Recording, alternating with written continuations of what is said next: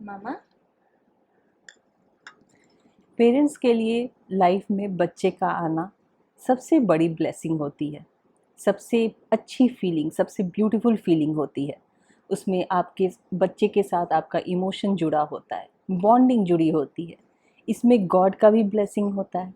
लेकिन जब वही बच्चा धीरे धीरे बड़ा होने लगता है, वो अपने टीन एज में आने लगता है, तो वही पेरेंटिंग इतनी चैलेंजिंग क्यों हो जाती है। आज मैं शेयर करूंगी आपके साथ पेरेंटिंग के कुछ टिप्स, 5 A's ऑफ पेरेंटिंग, जो आपको हेल्प करेंगे आपके साथ आपके बच्चे के बॉन्ड को सिर्फ टीन एज में नहीं बल्कि उसके बाद भी, जब बच्चा बड़ा हो जाता है, एडल्ट हो जाता है, हर एज में ये टिप्स यदि आप याद रखेंगे तो आपके काम आएंगे आपके बच्चे के साथ आपकी बॉन्डिंग को बनाए रखने में। उसके लिए आपको ये वीडियो पूरा देखना होगा, और यदि आपने अभी तक सब्सक्राइब नहीं किया है मेरा चैनल तो प्लीज़ इसे सब्सक्राइब करें और इस वीडियो को एंड तक देखें। First A of parenting is acceptance. जब बच्चा इस धरती पे जन्म लेता है तो हमें ये भी नहीं पता होता कि उसका जेंडर क्या होगा, हमें ये नहीं पता होता उसकी हाइट कैसी होगी, हमें ये भी नहीं पता होता उसका स्किन कलर कैसा होगा, उसकी आँखें कैसी हैं, वो अपनी मदर के साथ रिजेंबल करता है कि अपने फादर के साथ रिजेंबल करता है। जो भी कुछ होता है, जैसा भी हमारा बच्चा होता है, हम उसे होल हार्टेडली एक्सेप्ट करते हैं और उसे अनकंडीशनल लव देते हैं। लेकिन जैसे जैसे बड़ा होने लगता है हमारा बच्चा, वो एक्सेप्टेंस शायद हमारी तरफ से धीरे धीरे कम होने लगती है। हमें चाहिए कि हम जो भी उसकी पर्सनैलिटी है, जैसी भी उसकी बिहेवियर है, हम उसे होल हार्टेडली एक्सेप्ट करें। हम उसे चेंज करने की कोशिश नहीं करें, क्योंकि चेंज तो हम कुछ भी नहीं कर सकते, हमारे हाथ में नहीं है। क्योंकि जब हम उसके स्किन कलर को, उसकी हाइट को, उसके कोई भी चीज़ को जब हम उसके जन्म लेने के वक्त चेंज नहीं कर सकते, तो हम ये कैसे सोच लेते हैं कि उसकी पर्सनालिटी को चेंज करना, उसके बिहेवियर को चेंज करना हमारे हाथ में है। एक्चुअली हमारे कंट्रोल में कुछ भी नहीं है। इसीलिए वो जैसा भी है, वो उसकी अपनी इंडिविजुअल पर्सनालिटी है, हमें उसे एक्सेप्ट करना चाहिए।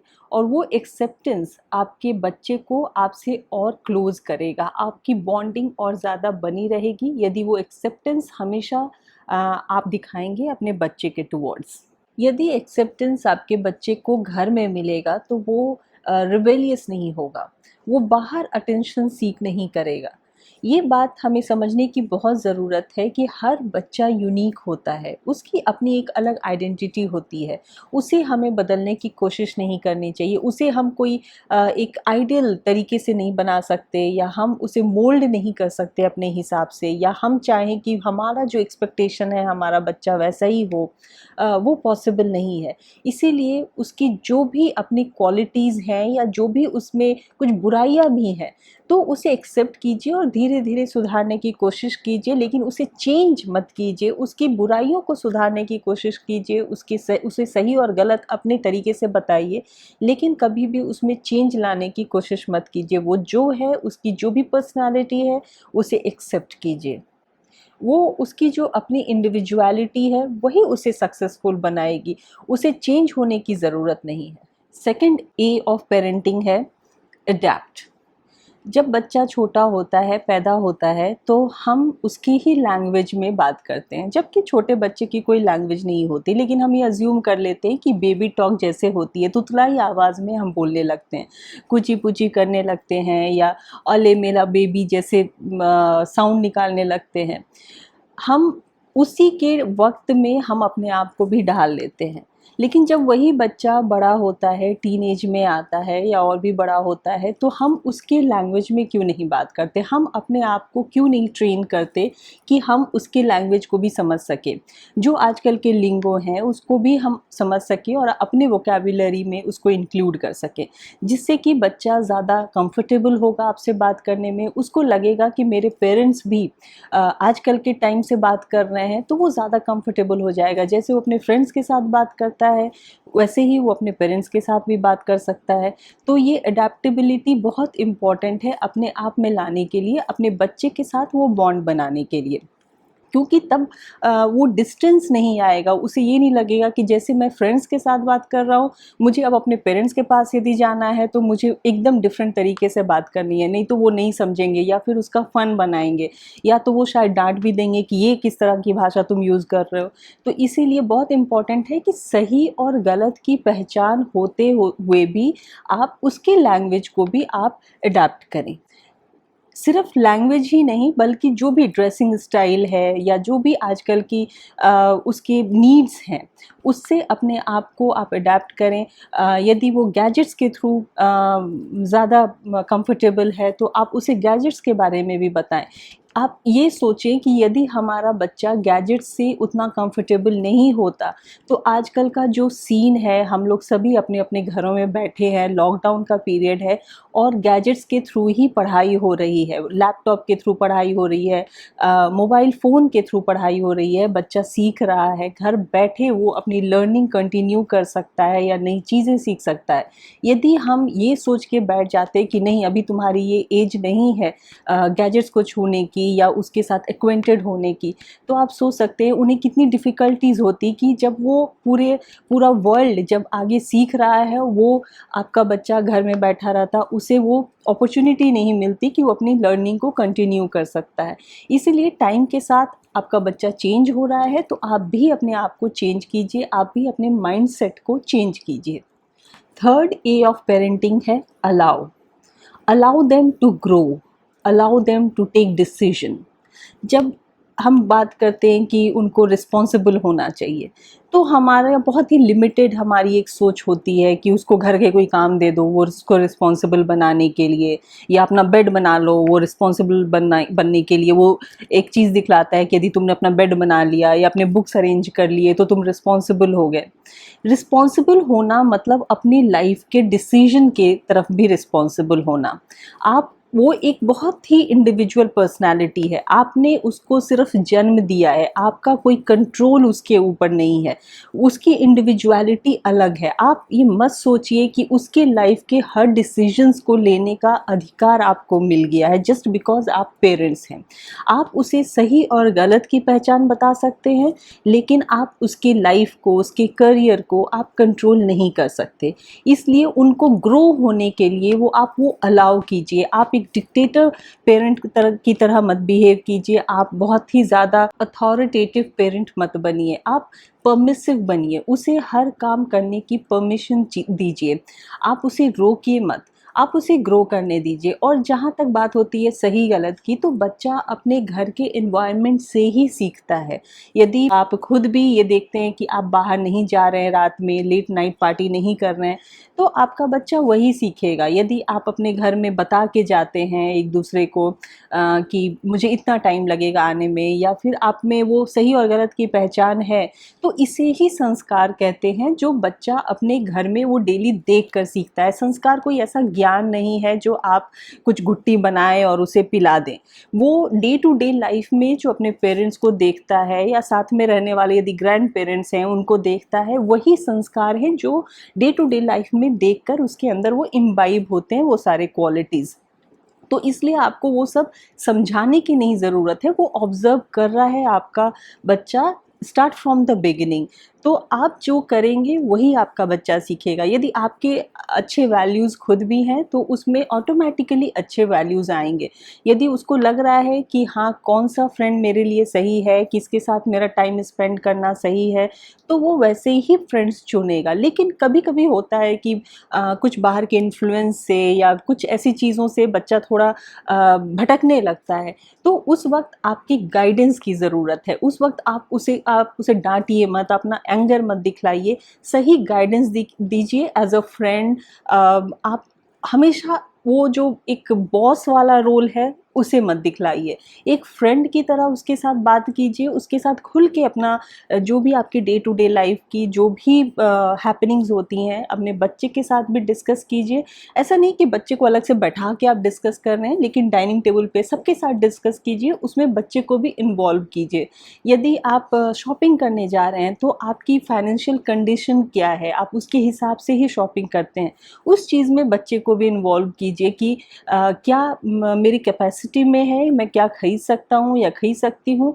वही बच्चा जब देखेगा तो उसे भी पता चलेगा कि हमारी फैमिली की फाइनेंशियल कंडीशन क्या है, उसके हिसाब से वो स्पेंड करेगा। वो कुछ बहुत ही अलग डिमांड नहीं करेगा आपसे, यदि उसको पता हो कि मेरी क्या लिमिट है, या फिर उसको अपनी लाइफ में क्या करना है, किस डायरेक्शन में जाना है। ये सब उसको धीरे धीरे अपने पेरेंट्स को देख कर ही वो समझ में आने लगता है। तो इसलिए आप उसकी इंडिविजुअलिटी को ग्रो करने के लिए वो अलाउ कीजिए, आप उसको कहीं भी रिस्ट्रिक्ट मत कीजिए। यदि वो सपोज़ पार्टी में जाना चाहता है, लेट नाइट पार्टी में जाना चाहता है और आप हमेशा मना करेंगे, तो उसके अंदर एक बिटरनेस आ जाता है कि मेरे पेरेंट्स मुझे हमेशा मना करते हैं। लेकिन आप वो सही गलत यदि वो खुद अपने घर में देखेगा कि हाँ, मुझे कभी अलाउ भी किया जाता है, यदि वो सही प्लेस हो, सही एनवायरनमेंट हो या सही लोगों के साथ हो, और मुझे तब रोका जाता है जब वो शायद वो सही नहीं हो या टाइमिंग सही नहीं हो, तो अपने आप वो राइट और रॉन्ग को समझेगा और वो आपसे ऐसे डिमांड भी नहीं करेगा, अनरियलिस्टिक डिमांड्स कम हो जाएंगे। तो इसीलिए आप वो जो वैल्यूज़ हैं आप खुद सेट कीजिए, आप वही काम कीजिए जो आप चाहते हैं कि आपका बच्चा आगे चल के करे। आप अपने घर में वैसे ही एनवायरनमेंट क्रिएट कीजिए। Fourth A of parenting is appreciation. जब बच्चा छोटा होता है, वो फर्स्ट टाइम चलना शुरू करता है, तो आप क्लैप करते हैं। वो फर्स्ट टाइम यदि पापा, मम्मा, नाना जैसे वर्ड्स बोलता है, तो आप इतने खुश हो जाते हैं, आप फ़ोन करके अपने रिलेटिव्स को बताते हैं कि बच्चे ने बोलना शुरू कर दिया। लेकिन जब बच्चा धीरे धीरे बड़ा होता है, तो वो आपकी तरफ से अप्रिसिएशन कम क्यों होने लगता है? आप उसके छोटे से छोटे चीज़ को भी अप्रिशिएट कीजिए। अप्रिशिएट करने से वो बॉन्डिंग ज़्यादा बनती है, ट्रस्ट आता है, बच्चा उस चीज़ को एक्नॉलेज करता है कि मेरे पेरेंट्स मुझे ऑब्ज़र्व कर रहे हैं। तो उसे और मोटिवेशन मिलता है उस चीज़ को और बेहतर करने का या और भी कुछ अच्छा करने का। आप यदि उसे अप्रिशिएट करते हैं, तो बच्चे के फेस पे एक स्माइल आती है, उसका मूड अपलिफ्ट होता है, वो ज़्यादा रिस्पॉन्सिबल बन जाता है। तो ये अप्रिसिएशन हमेशा करना चाहिए। उसे आप रोकिए मत, उसमें कंजूसी मत कीजिए और उसके लिए ये वेट मत कीजिए कि अच्छा कुछ बड़ा करेगा तब करेंगे। उसकी छोटी से छोटी चीज़ को भी आप अप्रिशिएट कीजिए। यदि वो अच्छे से यदि उसने अपने हेयर स्टाइल को बनाया है, उसमें भी आप उसे अप्रिशिएट कीजिए, उसकी तारीफ़ कीजिए। यदि उसने अच्छे से ड्रेसअप किया है, उसने अपने बुक्स को अरेंज करके रखा है, यदि वो टाइम पे आ जाता है, उस चीज़ को अप्रिशिएट कीजिए। उसके हर एक क्वालिटी को आप अप्रिशिएट कीजिए, जिससे कि वो और एक बेहतर इंसान बनता जाएगा। उसे लगेगा कि कोई उसे ऑब्ज़र्व कर रहा है। और दूसरी बात ये है कि उसकी जो भी चॉइस है, चाहे वो उसके करियर को लेकर के है या उसके ड्रेसिंग को लेकर के है, उस चीज़ को आप समझने की कोशिश कीजिए कि यदि ये उसका टेस्ट है तो उसमें बुराई निकालिए मत। उसके चॉइस को, उसके वर्क को, उसके इंटरेस्ट को, यदि वो पर्टिकुलर टाइप ऑफ म्यूज़िक सुनता है, यदि उसे डांस पसंद है, तो उन सब चीज़ों को समझिए और उसमें इन्वॉल्व होने की कोशिश कीजिए। और यदि आप उससे कुछ सीख रहे हैं, तो उसे भी आप एक्नॉलेज कीजिए, उसे थैंक यू बोलिए और उसके स्किल को अप्रिशिएट कीजिए। तो अप्रिसिएशन बहुत ही इम्पॉर्टेंट फैक्टर है एक पेरेंट का अपने बच्चे को क्लोज लाने में। फिफ्थ ए ऑफ पेरेंटिंग है अफेक्शन। आप तो ये जानते ही होंगे कि प्यार हर किसी को जीत लेता है, तो फिर ये तो हमारा अपना बच्चा है। तो इसीलिए प्यार हमेशा दिखाते रहिए। उसके लिए कोई ज़रूरी नहीं है कि उसे कुछ अचीव करना चाहिए या कोई एक्सपेक्टेशन लेकर कि वो ऐसा करेगा तब तो वो प्यार शो करेंगे। ऐसा नहीं है। वो अफेक्शन, वो प्यार हमेशा अपने बच्चे के लिए आप शो कीजिए, नो मैटर व्हाट। यदि वो क्लास में फ्लंक हो जाता है, सो व्हाट, यही लाइफ नहीं है, इसके आगे बहुत कुछ है ज़िंदगी में। तो वो प्यार करना मत छोड़िए आप। यदि वो कुछ गलत कर देता है, बच्चा है, वो धीरे धीरे एक्सपीरियंस के साथ ही सीखेगा। लेकिन हम लोग ये एक्सपेक्ट करने लगते हैं कि नहीं, उसे सब चीज़ परफेक्ट करना है। आप याद रखिए कि आप जब छोटे थे, आप जब उसकी एज में थे, तो क्या आप परफेक्ट थे? तो ये उसकी लाइफ की जर्नी है। आप उससे कुछ अनरियलिस्टिक चीज़ एक्सपेक्ट मत कीजिए और उससे वो प्यार करना, ऐसा नहीं है कि पेरेंट्स प्यार करना बंद कर देते, लेकिन वो शो कम करने लगते हैं। जहाँ भी कुछ बच्चे ने गलती की तो वो एंगर आ जाता है, वो फ्रस्ट्रेशन दिखने लगता है। और यदि वही चीज़ को यदि आप प्यार से उसे समझाएंगे तो वो ज़्यादा असर करेगा। इसलिए वो प्यार करना आप मत छोड़िए। यही सब वजह होती है कि आजकल स्कूल्स में काउंसलर आने लग गए हैं, क्योंकि वो बच्चे को जज नहीं करते। जब बच्चा अपनी बात कहता है तो वो बिना जज किए हुए उसकी पूरी बात सुनते हैं। ऐसा नहीं कि उसकी बात को सुनते ही उसको डांटना शुरू कर दिया, बल्कि वो काउंसलर उसकी बात को समझते हैं कि ऐसा क्यों किया, उसके पीछे रीज़न क्या था। यदि वो क्लास में फेल भी करता है या कम मार्क्स आते हैं तो उसके पीछे रीज़न क्या है। तो यदि आप भी कभी अपने आप को एक काउंसलर की तरह, कभी अपने आप को एक फ्रेंड की तरह, उस तरह से अपने बच्चे के साथ यदि आप रहेंगे, वैसा रिलेशनशिप बनाएंगे, बॉसी रिलेशनशिप हमेशा नहीं रखेंगे, तो वो बच्चा आपके साथ वो सारी बातें शेयर करेगा। उसे किसी काउंसलर की ज़रूरत नहीं होगी या उसे कोई फ्रेंड की ज़रूरत नहीं होगी उस तरह से अपने बातों को सामने रखने के लिए। फ्रेंड वो फ़न के लिए फ्रेंड्स के साथ जाएगा या कुछ सीखने के लिए, लेकिन अपने मन की बात वो अपने फ्रेंड्स के बजाय आपके साथ वो शेयर करेगा। तो बिना ये सोचे हुए कि उसने ये कैसे कर दिया या उसने क्यों किया, हमने क्या गलत किया था, हमारी पेरेंटिंग में क्या मिस्टेक हो गई, ये समझने की कोशिश कीजिए कि वो उस वक्त उसका माइंडसेट क्या है, वो क्यों, यदि कुछ गलत कर रहा है तो उसकी वजह क्या है। तो वो समझते हुए वो प्यार, वो अफेक्शन बरकरार रखिए। और दूसरी बात ये है कि प्यार, अफेक्शन आपके बच्चे को न तो सिर्फ आपके साथ इमोशनली ज़्यादा कनेक्ट करता है, बल्कि उसे इमोशनली और स्ट्रॉन्ग और फियरलेस बनाता है। वो ज़्यादा सिक्योर हो जाता है इमोशनली। और यदि वही प्यार उसे घर में बहुत मिलेगा तो वो उसे बाहर सीख नहीं करेगा या उसे उस रिक्वायरमेंट को फुलफ़िल करने के लिए वो कोई दूसरा रास्ता नहीं अपनाएगा।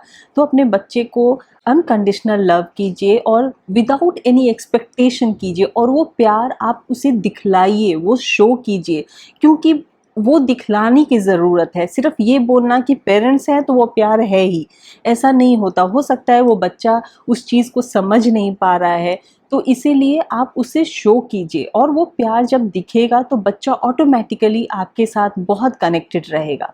तो मेरे ये 5 टिप्स आपको कैसे लगे पेरेंटिंग के बारे में, और यदि आपके पास और भी कुछ अच्छे टिप्स हैं जो आप चाहते हैं हम सबके साथ शेयर करना, तो उसे नीचे कमेंट बॉक्स में ज़रूर लिखें। और यदि आपको मेरा वीडियो अच्छा लगता है तो उसे प्लीज़ लाइक करें, अपने फ्रेंड्स और फैमिली के साथ इसे शेयर करें, और मेरे चैनल को ज़रूर सब्सक्राइब करें। Thank you.